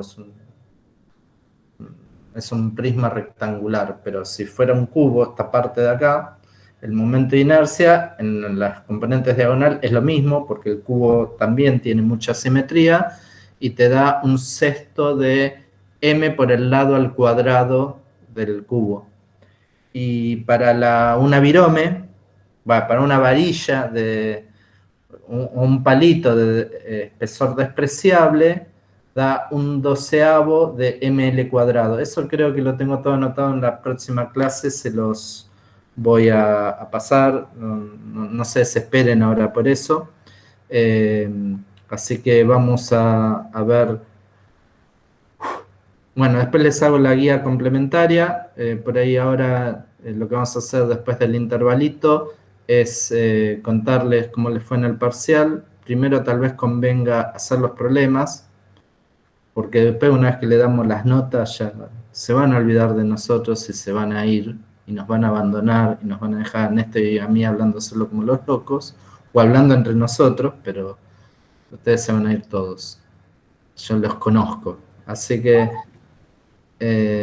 vamos a hacer un intervalo ahora.